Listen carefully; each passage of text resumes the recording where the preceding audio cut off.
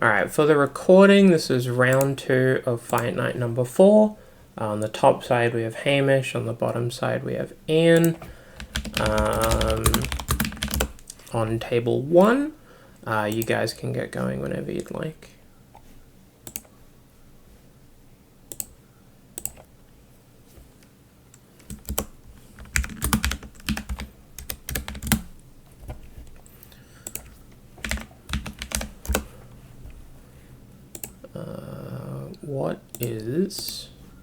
What is a quarter of 350?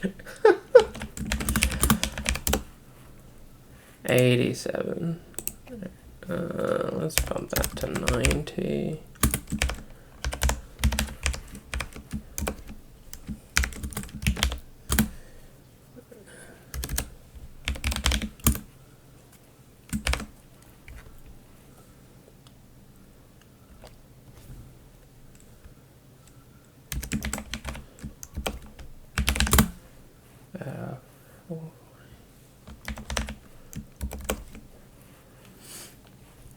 Alright, so Hamish leads with a Bloodstained Mire. Ian has Overgrown Tomb, Birds of Paradise. No companions revealed. So no Lurus, no Lutri, no Yorion, which is apparently a thing that we might have. That's wild. That deck was so sweet. Hamish bins an Inquisition with Underground Mortuary. Okay.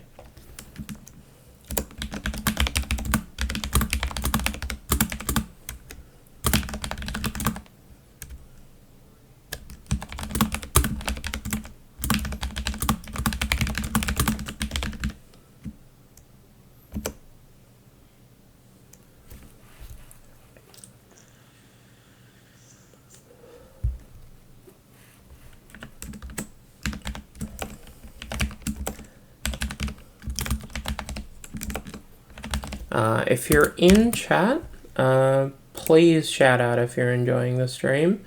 I like hearing that people are enjoying the content. The Fight Night series is a lot of work, but I'm glad that people seem to be enjoying it, certainly playing it at least. Hamish is on a 1-lander here. The Underground Mortuary binned an Inquisition and didn't find a second land. He's fired off a Thoughtseize and now a Nethergoth. And Ian has a Grist in play. Big deal. Lots of green today. Yeah. I mean, every deck we've had on coverage has been green. I mean, and we've had 4 decks out of the 14 total. And I know there are other green decks as well. So, big deal.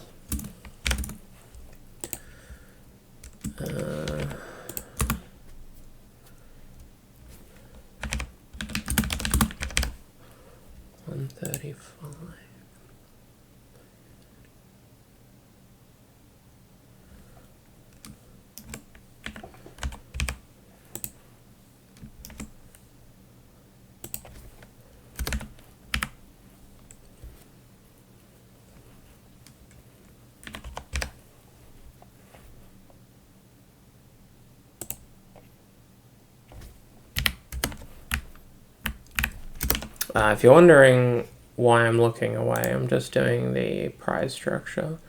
But also, there is a Grist in play that is currently unanswered. Hamish looks like he's on Jund. Looks like a Jund off, actually. Is that right? Both players on some kind of Jund pile. We have a Jund mirror. Sick. I did not expect this, that's for sure.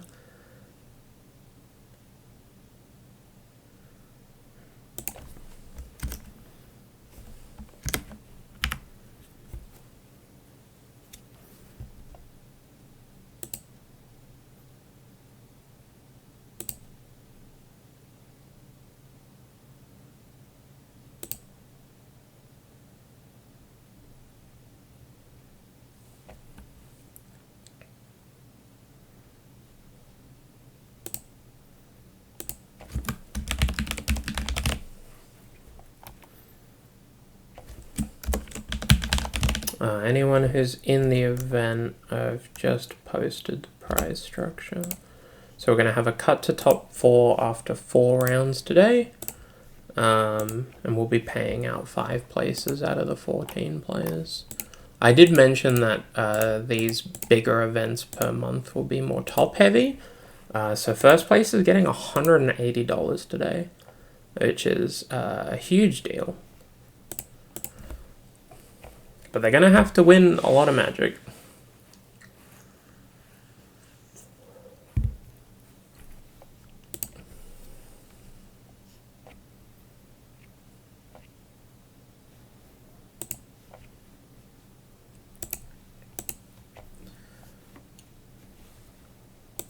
So we've got a Rumble on the stack. Hamish is probably going to have to buy a land.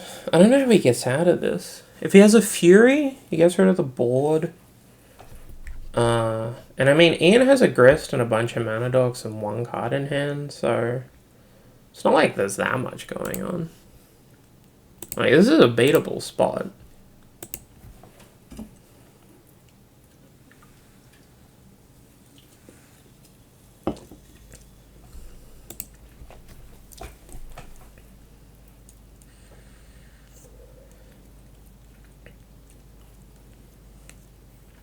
He has access to, what, 6 mana?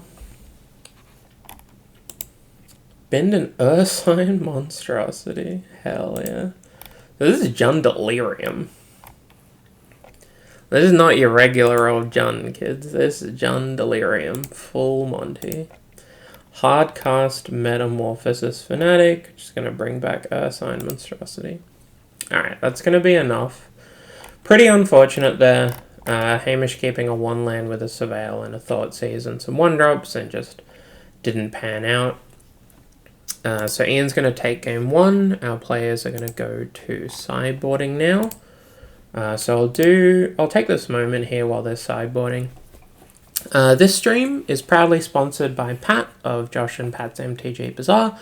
If you're based in Australia and you're looking to buy cards for modern or eternal formats or standard, there are a lot of auctions that happen very regularly. There's also buy it nows, so you can get whatever cards you need and he'll ship them straight to you, or you can pick them up when you see him at events. Without his help, fight nights wouldn't really be possible, so big shout outs to Pat there. It's also sponsored by my Patreon supporters, so there are a couple of people who have been supporting me regularly on Patreon for both the fight nights and the Twitch streaming and YouTube. So massive shout out to them. Realistically, this is a passion project, and bringing all of this to you takes a lot of time and effort and money. And so I'm very much appreciative of everyone who's been supporting me throughout this journey.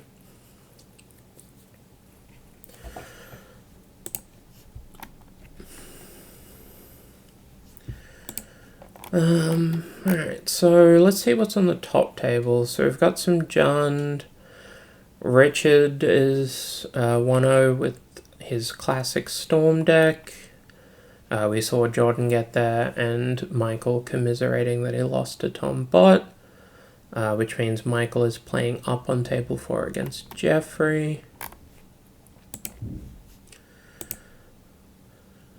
Hey, Asaha.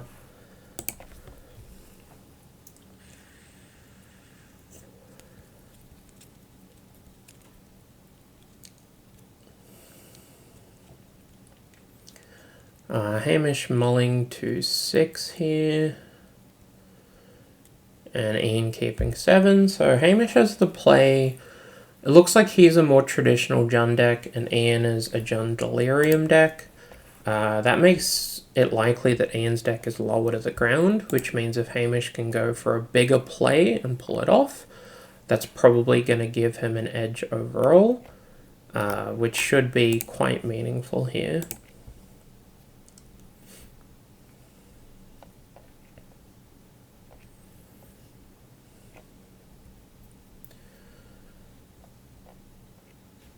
So we're leading with a Tiger and an Ignoble Hierarch, nothing too crazy here. Looks like there's a misstep though. Right. So Ian getting some tempo here. It's a pretty big deal. If he has his own mana dock, he can threaten a 3-drop, and we've seen things like Fable and Grist already, as well as Ursine Monstrosity. The fact that we saw an Arbor Elf in Game 1 suggests that Ian has quite a few more mana docks than we would normally expect. If I have a look at his deck list... yeah, it's a full 4 mana docks on top of a Netherglyph in the 1-drop slot. Notably, no Noble Hierarch. So Arbor Elf providing red or black mana worth a bit more to Ian in deck construction than having the Exalted off Noble. Interesting deck building choice. I think it's reasonable. Hamish does not have an answer to Ignoble Hierarch and has played a Surveil land and kept on top, so probably a decent turn 3 coming up. Ian here fetched a Stomping Ground with Verdant because he's on 8 points. I imagine this Polluted Delta is getting an Overgrown Tomb or a Swamp. And there's going to be some kind of Haymaker 3-drop here. That's a good one. Fable on turn 2. Remember when I said that he could take the tempo back by countering Ignoble Hierarch and then playing a Mana Dock and then playing a Fable? Remember when I said that on before Ian played his first land? That's why I'm in this seat. We have a Renin 6. Okay, if we pick up the land, Renin 6 lives this combat, which I guess is worth more than picking off the Hierarch here. I mean, Ian's already played a 3-drop. And this turn, this Goblin Shaman is going to be uninterrupted, most likely. Which means he's going to have access to 5 mana at a reasonable maximum, without anything too crazy.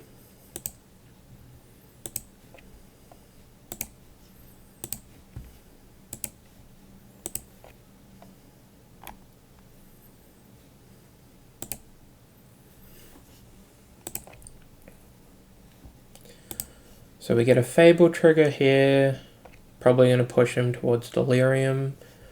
Bins a Goyf, that's interesting. I mean, we did see a non-zero amount of Graveyard Hate. I imagine Hamish's deck has your classic Scavenging Ooze, maybe a Deathrite Shaman. Broadside Bombardiers, that means the Renin 6 is going down if this gets through. And if it does, then, I mean, Hamish will have access to 4 mana-ish. The Scalding Tarn can maybe get a Commercial District if he's playing one. Let me check. Is playing a Commercial District, so he gets another Surveil here. If he needs a 4th land, it's possible he has a land in hand. Because Renin 6 picking up Scalding Tarn could have been a play that he made with a land in hand. Ticking up the Renin 6 to try and keep it alive in the face of Goblin Shaman token Ignoble Hierarch was probably the right play. The fact that it didn't live is quite a huge deal. Now, Broadside isn't going to be chucking anything, and I wouldn't expect it to chuck anything until Hamish commits a threat to the board. This is definitely going to be a game of jockeying for tempo and for resources, so, you know, I think it's unlikely that he's just going to be chucking treasure tokens to go face. So this is an important turn here. I would assume that Hamish not cracking the Scalding Tarn for Commercial District means that he needs black mana, and he wants to get a Badlands.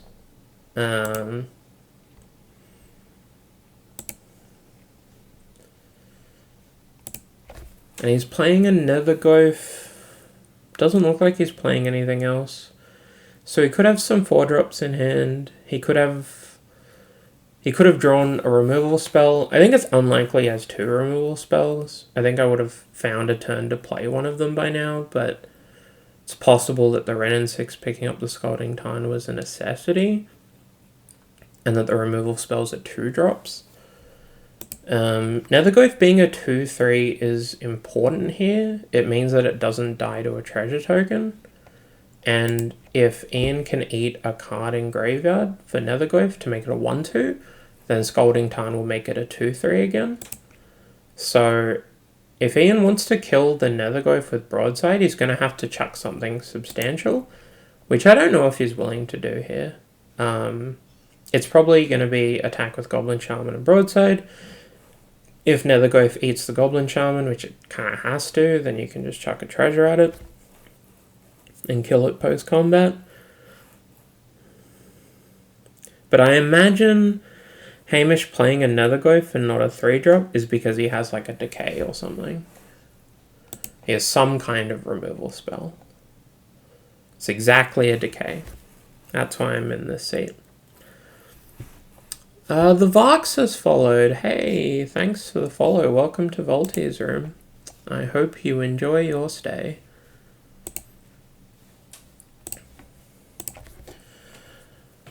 So the Broadside getting decayed there left Ian without attacks. He does have 5 mana, so he can play an Overlord of the Bale Merc, I guess. ATB or attacks, mill 4, then return a non-avatar creature or planeswalker from your graveyard to your hand. And he picked up Broadside. Yeah, that's crazy. I've been seeing a lot of Overlord of the Bale Merc. This card is, I believe, the only Overlord that's made it to Highlander. So it's really cool that it's showing up here, just because it has a very, very cheap impending cost. And being a 5 mana 5/5 that can threaten quite a lot of value does have some merit. Also, notably, very few avatars for you to miss with. Hey, Vox, sad I missed the start for today. I mean, I made it 11 a.m. I did the best I could. Fine, now we'll be back in 2 weeks. We'll see you then, I'm sure. Cole has followed. Thanks for the follow. Welcome to Voltaire's room. I think we're just going to call the stream that. I don't know if people are opposed to that. I haven't come up with a better name. Voltaire's Fight Club. Hamish fires off a hymn and hits Netherglyph Broadside. Hitting the Broadside, big deal. Hitting the Netherglyph, significantly less big deal. Notably, not having an answer for Reflection or Overlord, huge deal. So I'm guessing Hamish's hand is glutted. Probe sees a Baraglyph, a Scavenging Ooze, and a Slimefoot and Squee, yeah. Yeah. So he had to hymn there to not die to Broadside, but now he's getting Reflection Overlorded. He's taking 12 damage this turn. And Ian gets to draw 3-4 cards this turn. Just refill the hand with gas. Gets a treasure token to play a 3-drop post-combat or a 2-drop pre-combat. Gets 2 attacks. I mean, he might deck, but I'm pretty sure Hamish will be dead before he decks. So I imagine Overlords... The Overlords that get to attack here are probably going to be picking up like a Pyroglyph, a Broadside, and maybe a cheap threat to play post-combat.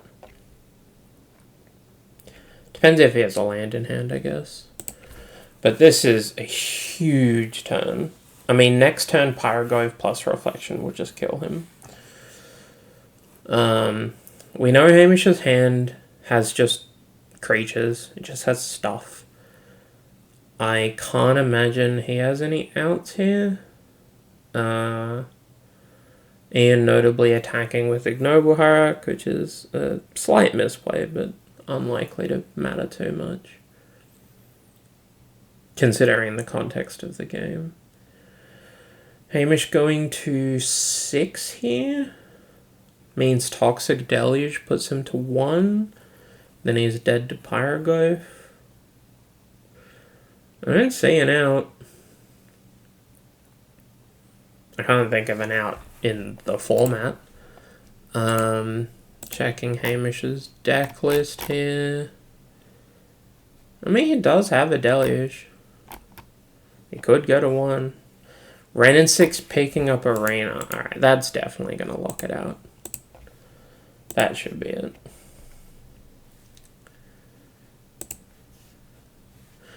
GG's, and Ian takes round 2, 2-0 over Hamish in a Jund mirror. Well played to both players. This puts Ian in the 2-0 bracket and Hamish in the 1-1 bracket, so both players very much still in it. We'll see how they play out over the course of the day.